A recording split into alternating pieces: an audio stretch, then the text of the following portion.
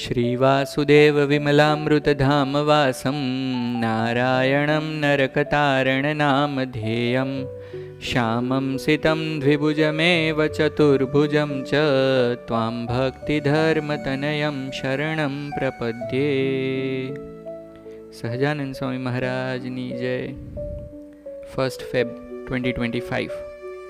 Last time આપણે શું ચર્ચા કરી હતી કે મહારાજ સ્વધામ પધાર્યા તો મહારાજને એમ થયું કે હું આ લોક છોડીને જતો રહું તો આ સંપ્રદાય આગળ કેમ વધતો રહે, એનું આપણે કંઈક સારું બંધારણ બાંધવું જોઈએ।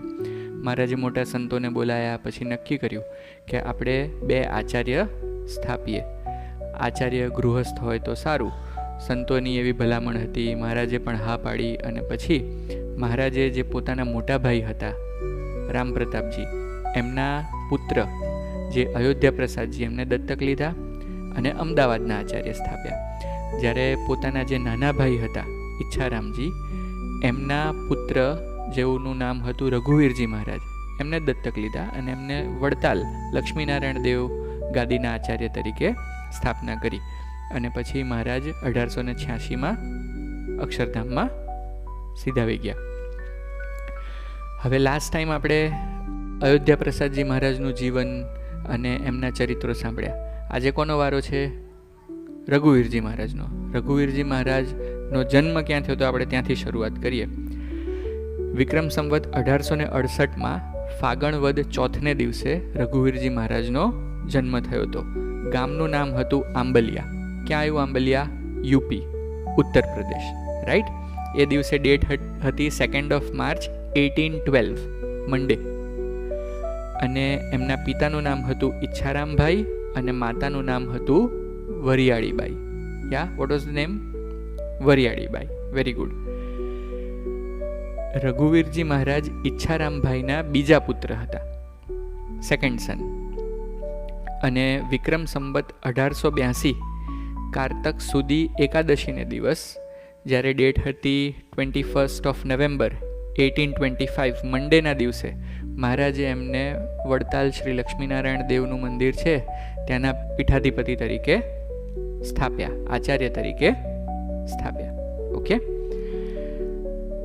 રઘુવીરજી મહારાજ સંપ્રદાયની સર્વોચ્ચ પોસ્ટ ઉપર હોવા છતાં તે ખૂબ દયાળુ હતા, નિર્માની હતા અને બાળપણથી જ એમને સંસ્કૃતનો સારો એવો અભ્યાસ હતો। અને બહુ નાની ઉંમરે મહારાજે એમને આચાર્ય પદ આપી દીધું હતું તો રઘુવીરજી મહારાજ ગોપાળાનંદ સ્વામીની સલાહ લીધા વગર મોટા ભાગે કાંઈ કામ કરતા નહીં। કંઈ પણ એમને કંઈ કરવાનું થાય સંપ્રદાયમાં તો ગોપાળાનંદ સ્વામી મહાસમર્થ સાધુ એ વખતે વડતાલમાં હતા તો એમની મંજૂરી, એમની સલાહ સૂચન વગેરે કરીને કામ કરતા। કેમ કે જ્યારે મહારાજે બંને આચાર્યોની સ્થાપના કરી ત્યારે ગોપાળાનંદ સ્વામીને બંને દેશના ઉપરી બનાવ્યા હતા, અમદાવાદ દેશ અને વડતાલ દેશ।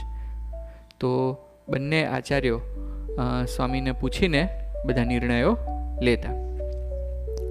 આપણને એમ થાય કે રઘુવીરજી મહારાજને મહારાજે ગાદી સોંપી દીધી તો એમની સ્થિતિ કેવી હતી તો એમને ગાદી સોંપી હોય તો રઘુવીરજી મહારાજની બહુ નાની ઉંમરથી એવી સ્થિતિ હતી કે એમને ત્રણેય અવસ્થામાં ભગવાન અખંડ દેખાતા।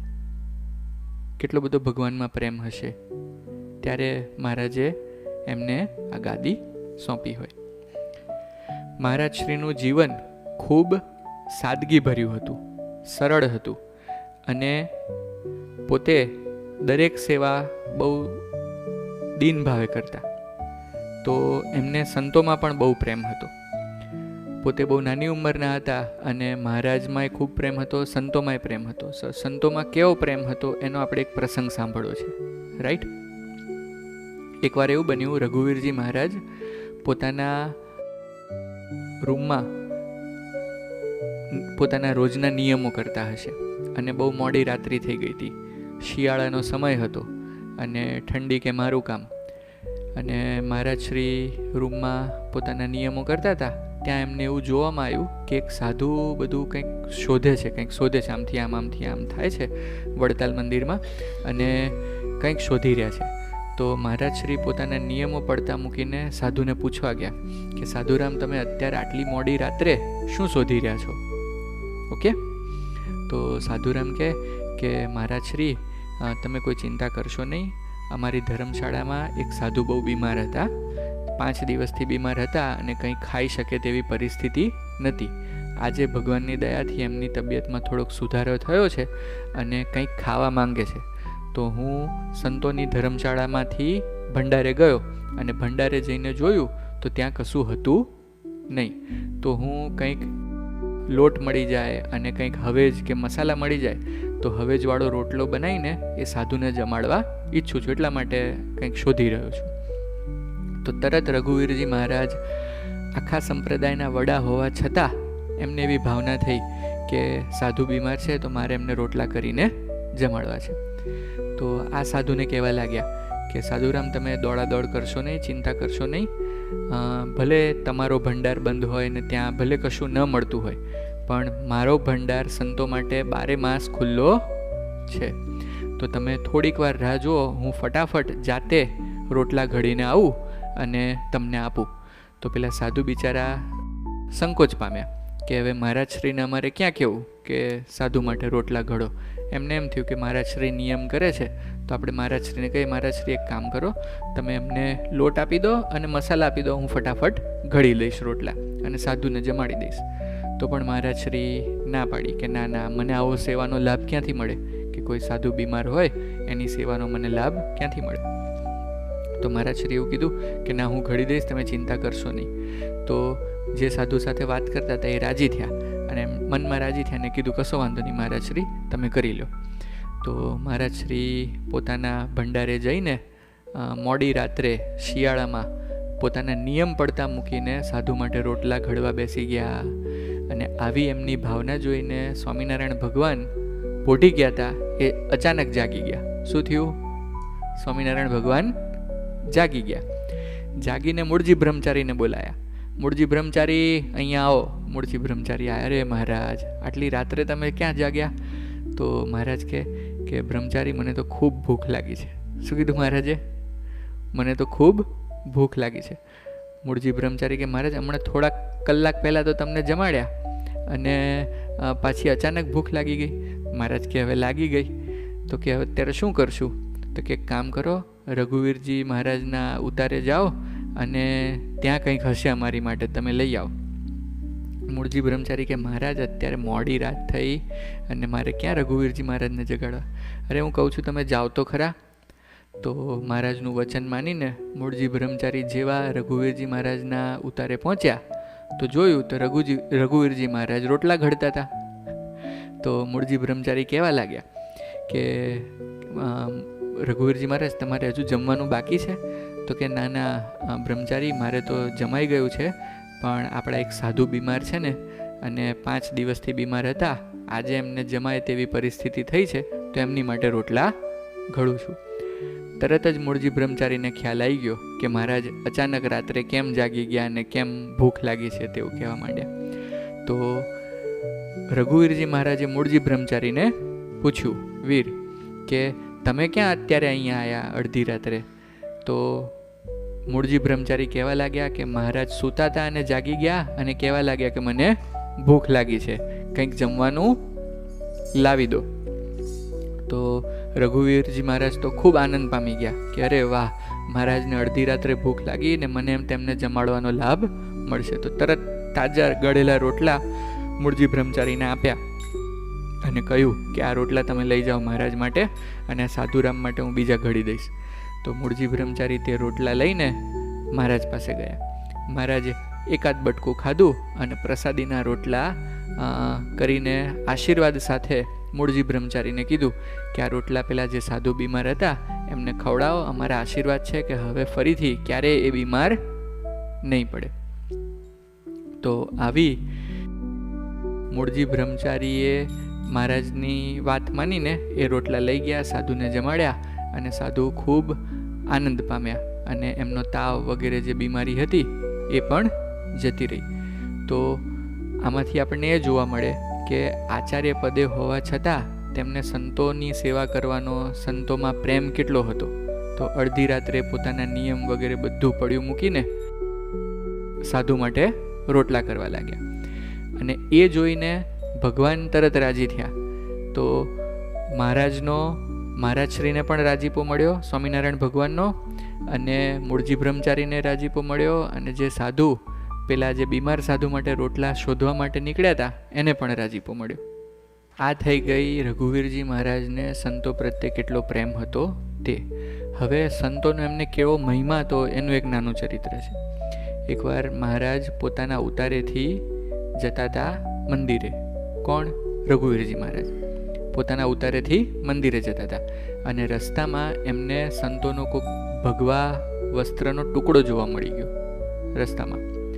તો જેવો એમના ધ્યાનમાં આવ્યો એ ટુકડો એમણે લઈ લીધો, આંખે અડાડ્યો, છાતીએ ચાપ્યો, અને પછી એને પોતાની પાસે રાખી લીધો. પણ રસ્તામાં પડ્યો રહેવા દીધો નહીં. એમને એમ થયું કે આ સંતોનું ભગવું વસ્ત્ર છે અને રસ્તામાં આવી રીતે રખડે, કોઈનો પગ આવે એ સારું કહેવાય નહીં. તો એને કેટલા મહિમાપૂર્વક ઉઠાવી લીધો, આંખે લગાડ્યો, છાતીએ લગાડ્યો અને પોતાની પાસે રાખ્યો. આવું તો એમને સંતો પ્રત્યે પ્રેમ હતો, સંતો પ્રત્યે મહિમા હતો. એકવાર એવું બન્યું કે રઘુવીરજી મહારાજ ઉત્તર પ્રદેશ સંઘ લઈને જતા હતા, અને રસ્તામાં ઉજ્જૈન બાજુ એમને પોતાનો રસાલો લઈને જતા હતા, અને ત્યાં રોકાવાનું થયું એમને. અને ત્યાં એક નદી આવે છે ઉજ્જૈનમાં. એ નદીનું નામ છે સફરા નદી. તો સફરા નદી પાર કરીને જવાનું હતું ઉત્તર પ્રદેશ. ઉત્તર પ્રદેશ જવા માટે સફરા નદી પાર કર્યા વગર જવાય નહીં. તો મહારાજની સાથે ઘણા બધા ભક્તો હતા, સંતો હતા, મોટો રસાલો હતો, અને નદી પાર કરવાનું થયું. બહુ રાત્રિનો સમય થઈ ગયો હતો, અને નદીમાં પાણી પણ ખૂબ હતું, અને રસ્તો જરાય સારો હતો નહીં. પછી મહારાજને એમ થયું કે હવે આ નદી કઈ રીતે પાર કરશું. તો રઘુવીરજી મહારાજની સાથે એક નથુ ભક્ત કરીને મહારાજને મળેલા એક ભક્ત હતા, પાર્ષદ. તો મહારાજે એમને કીધું, રઘુવીરજી મહારાજે, કે નથુ ભગત તમે 2-5 જણા જઈને આગળ સફરા નદીમાં રસ્તો કેવો છે એ જરાક તપાસ કરીને આવો. તો નથુ ભક્ત ત્યાં ગયા અને જઈને જોયું તો નદીનો રસ્તો તો ખૂબ ખરાબ હતો. આવીને જણાયું મહારાજશ્રીને કે મહારાજશ્રી, નદીનો રસ્તો તો ખૂબ ખરાબ છે. એવામાં જે બાજુ એ લોકોએ જવાનું હતું ત્યાંથી 2 ભીલ માણસો આવ્યા, અને ભીલને પૂછ્યું કે તમે લોકલ છો અહીંના? તો કે હા, લોકલ છીએ.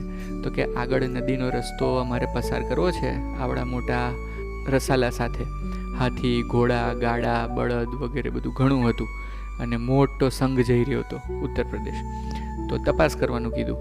તો એ કહે કે આગળ રસ્તો તો બહુ ખરાબ છે, તમારાથી જઈ શકાય તેવી પરિસ્થિતિ નથી. તો રઘુવીરજી મહારાજ કહે કે ભાઈ, આ રસ્તો ખરાબ હોય તો કોઈક બીજો રસ્તો સારો હોય જે પસાર કરી શકાય નદી, એવો બતાવો. તો કે એવો રસ્તો તો બતાવીએ, પણ તમારે 5 રૂપિયા આપવા પડશે રસ્તો બતાવવાના.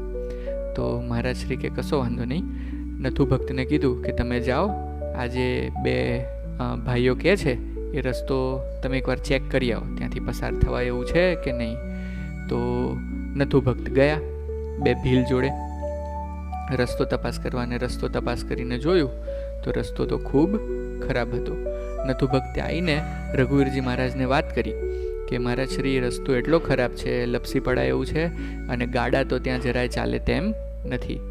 ગાડાને દોરડે બાંધીએ, 40-50 માણસો ગાડા પકડી રાખે અને ધીમે ધીમે નદીમાં ઉતારે તો પણ માલ સામાનની હાનિ થાય તેવી પરિસ્થિતિ છે.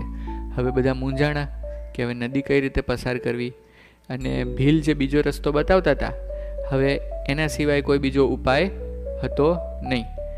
એવામાં અચાનક રઘુવીરજી મહારાજની સમક્ષ સ્વામિનારાયણ ભગવાન પ્રગટ થયા, અને રઘુવીરજી મહારાજને કહેવા લાગ્યા કે રઘુવીરજી, આગળનો રસ્તો તો તમે જોયેલો છે, કેમ ભૂલી ગયા? તો રઘુવીરજી કહે કે મહારાજ, મેં ક્યાં જોયેલો છે? તો ક્યારે એવું હોતું હશે, ચાલો હું તમને બતાવું. તો મહારાજ રઘુવીરજી મહારાજને લઈને ગયા, અને પાછળ આખો સંઘ ચાલ્યો આવે. જે રસ્તા ઉપર નથુ ભક્ત જઈને ચેક કરી આવ્યા હતા કે રસ્તો ખરાબ છે, એ જ રસ્તા ઉપર પુલ બનેલો મળી ગયો. મહારાજે ત્યાં આખા સંઘ માટે, રઘુવીરજી મહારાજ માટે પુલ બનાવી દીધો. આખો સંઘ પુલ પસાર થઈ ગયો અને પછી જોયું પાછળ તો રસ્તો ગાયબ. આવી રઘુવીરજી મહારાજની અને ભગવાનના ભક્તોની સ્વામિનારાયણ ભગવાન રક્ષા કરતા. મહારાજ અવારનવાર આવી રીતે મહારાજ શ્રીની અને બધા ભક્તોની રક્ષા કરતા. બહુ સરસ. ચાલો હવે જો રઘુવીરજી મહારાજ રસાલો લઈને ગુજરાતથી નીકળ્યા, ઉજ્જૈન ગયા અને પછી ત્યાંથી ઉત્તર પ્રદેશ પહોંચી ગયા. હવે રિટર્ન આવતા હતા. શું રિટર્ન આવતા હતા ત્યારે એક બ્રાહ્મણ હતો એમની સાથે. કોણ હતું? બ્રાહ્મણ. ક્યાંથી ક્યાં જતા હતા? ઉત્તર પ્રદેશથી ગુજરાત જતા હતા. રસાલો સાથે હતો, પણ એમાં એક બ્રાહ્મણ પણ હતો. હવે રસ્તામાં વચ્ચે ઇન્દોરમાં રોકાવાનું થયું. ક્યાં? ઇન્દોરમાં. થોડો વાર આરામ કરવો પડે ને, છે ચાલતા ચાલતા આખો સંઘ જતો હોય તો ઇન્દોરમાં રોકાવાનું થયું. અને જે બ્રાહ્મણ હતો એને ખરેખરી ભૂખ લાગી. બરાબર? તો 9 શેરની બાટી બનાવીને જમી ગયો બ્રાહ્મણ. કેટલી? 9 શેર. 1 શેર એટલે કેટલું થાય? 500 ગ્રામ. 9 શેરની બાટી બનાવીને જમી ગયો. 4.5 કિલો 5 કિલોની બાટી બનાવીને જમી ગયો. અને ઉપરથી થયું એવું કે બાટી રહી ગઈ હતી થોડી કાચી. બરાબર? હવે જ્યારે બ્રાહ્મણ બાટી ખાતો હતો ત્યારે આજુબાજુવાળા ઘણાએ કીધું કે ભાઈ તું થોડુંક ધ્યાનથી જમજે, આપણે આવડો મોટો રસ્તો કાપવાનો છે, હેરાન થઈ જઈશ, કંઈક તકલીફ થશે, આ છે તે છે. પણ હવે ભૂખ લાગી હતી તો રોજની ટેવ હશે તો 9 શેરની બાટી ખાઈ તો ગયા. ત્યારે તો કંઈ વાંધો આવ્યો નહીં. પછી જ્યારે સંઘ પાછો ઇન્દોરથી ગુજરાત તરફ જવા નીકળ્યો ત્યારે રસ્તામાં 4 કલાક થયા હશે અને આ બ્રાહ્મણને પેટમાં અકળામણ થવા લાગી. એટલી બધી અકળામણ થાય કે ના સહેવાય ના કહેવાય. જેમ જેમ અકળામણ વધતી ગઈ એમ એમ એની ચાલવાની સ્પીડ ઓછી થતી ગઈ. રસાલો આગળ ચાલ્યા કરે અને આ ભાઈ ધીમે ધીમે પાછળ ચાલ્યા કરે. જ્યારે એમણે ચાલવાનું શરૂ કર્યું ત્યારે રઘુવીરજી મહારાજ હાથી ઉપર હતા અને હાથી ઉપર મહારાજ શ્રી ચાલતા હતા અને હાથીની સાથે સાથે આ બ્રાહ્મણ ચાલતા હતા. પછી બ્રાહ્મણની પાછળ તો કેટલાય ઘોડાવાળા અને ગાડાવાળા અને બળદ ને આ અને પછી માણસો ને બહેનો ને એવી રીતે આખો સંઘ ચાલતો હતો. તો મહારાજ શ્રીથી ચાલવાનું શરૂ કર્યું ધીમે ધીમે છેક છેલ્લે પહોંચી ગયા. હવે કોઈને કહી ના શકે, કેમ કે જો કહે તો બધા હસે, કેમ કે બધાએ ના પાડી હતી કે આવી બધી બાટી આટલી બધી ખાશો નહીં તમે, તકલીફ થશે. પણ હવે ખાતા ખવાઈ ગઈ અને છેક છેલ્લે રહી ગયા. સંઘ આગળ ચાલતો જાય ને આ બ્રાહ્મણ અકળાયા કરે ને તરસ એવી લાગી. રસ્તામાં પાણી ક્યાંય ના મળ્યું. તરસ એવી લાગી, ગળું સુકાય, પેટમાં દુખે અને ચલાય નહીં.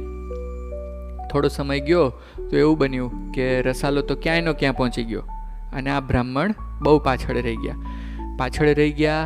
શરીરમાં એટલો બધો દુખાવો થાય, ગળું સુકાય અને મૂંઝાણા કે હવે મારે શું કરવું. મૂંઝાણા તો મૂંઝાતા એમણે રઘુવીરજી મહારાજને યાદ કર્યા. કોને યાદ કર્યા? રઘુવીરજી મહારાજને. કે હે રઘુવીરજી મહારાજ, તમે મારા મિત્ર છો, હવે મારે કોઈને કહી શકાતું એમ નથી, પણ મને પેટમાં દુખે છે, બાટી ખવાઈ ગઈ છે અને ગળું સુકાય છે, પાણી નથી મળતું. એ બ્રાહ્મણ સમજતા હતા કે રઘુવીરજી મહારાજ તો ક્યાંય આગળ છે, પણ એને આવું મનમાં થઈ ગયું કે કોકની સાથે વાત કરે ને, મમ્મી પપ્પા કરીને છોકરાઓ બૂમો પાડતા હોય, મમ્મી પપ્પા હોય નહીં પણ એવી રીતે બૂમ પાડે, એવી રીતે આ બ્રાહ્મણે બૂમો પાડવાનું શરૂ કર્યું. અને આની બૂમો જોઈને સ્વામિનારાયણ ભગવાનને આવી ગઈ દયા. રઘુવીરજી મહારાજ જે હાથી ઉપર બેઠા હતા એવો જ હાથી લઈને, રઘુવીરજી મહારાજનું રૂપ લઈને ભગવાન એ બ્રાહ્મણ આગળ પ્રગટ થયા. અને પ્રગટ થઈને એ બ્રાહ્મણને કીધું કે ભાઈ ચિંતા કરીશ નહીં. મહારાજ રઘુવીરજી મહારાજ સ્વામિનારાયણ ભગવાન રૂપે હાથી ઉપરથી ઉતર્યા.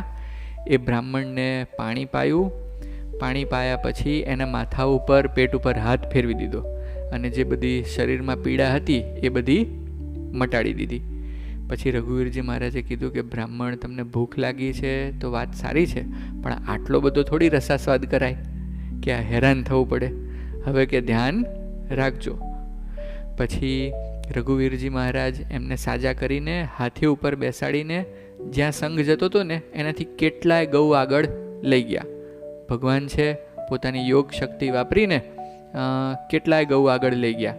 ત્યાં એ બ્રાહ્મણને ઉતારી દીધા અને ઉતારીને કીધું, થોડી વાર તમે અહીંયા બેઠા બેઠા આરામ કરો, તમારી તબિયત સારી નથી, હમણાં જ સંઘ પાછળ રહી ગયો છે, થોડી વારમાં આવશે. અને આવું કહીને ભગવાન ત્યાંથી અદૃશ્ય થઈ ગયા. અદૃશ્ય થઈ ગયા અને થોડી વાર આ ભગવાનનું ભજન કરે છે. એમાં તો જોયું કે રઘુવીરજી મહારાજ હાથી પર બેસીને આવી રહ્યા છે. હવે જ્યારે એમને અહીંયા મૂકીને ગયા હતા તો બીજી દિશામાં જતા રહ્યા અને બીજી દિશામાંથી રઘુવીરજી મહારાજ હાથી ઉપર બેસીને આવી રહ્યા છે. પાછળ સંઘ ચાલી રહ્યો છે. જેવા રઘુવીરજી મહારાજ એ બ્રાહ્મણ પાસે આવ્યા તો આ બ્રાહ્મણ રઘુવીરજી મહારાજના પગમાં પડી ગયો અને કહેવા લાગ્યો કે આ તમે કઈ રીતે કર્યું? મને પેટમાં આવો દુખાવો થયો તો, રહેવા એવું નહોતું, મરી જાઉં તેવી પરિસ્થિતિ થઈ ગઈ હતી. તમે મને પાણી પીવડાયું, મારું દુઃખ ટાળી દીધું ને અહીંયા લાવીને ઉતારી દીધું ને પાછા અચાનક તમે આ સંઘ સાથે પાછળથી આવ્યા. તો રઘુવીરજી મહારાજ તો સમજી ગયા કે ભાઈ હું તો ગયો ન હતો. રઘુવીરજી મહારાજે એને સમજાવ્યું કે સાક્ષાત સ્વામિનારાયણ ભગવાન આવ્યા હતા અને તમને બચાવીને તમને અહીંયા ઉતારી ગયા. તો આ ચરિત્ર ઉપરથી આપણને શું શીખવા મળ્યું બાળકો? કે જમવાનું શું કરવાનું? માપે જમવાનું. ભલે ગમે તેટલી ભૂખ લાગી હોય, ગમે તેટલી ભાવતી વસ્તુ હોય, રસાસ્વાદ કરીએ તો શું થાય? ખાતા સારું લાગે, પછી 5-10 મિનિટ પછી હેરાનગતિ થાય. બધાને અનુભવ હશે, છે કે નહીં? આપણે બધા બ્રાહ્મણ જ છીએ. આની પહેલાં કેટલી બાટી ખાઈ ગયા હઈશું? 10-10 શેરની. હો, શ્રીપતિમ શ્રીધરમ સર્વદેવેશ્વરમ ભક્તિધર્માત્મજમ વાસુદેવમ હરે સહજાનંદ સ્વામી મહારાજની જય.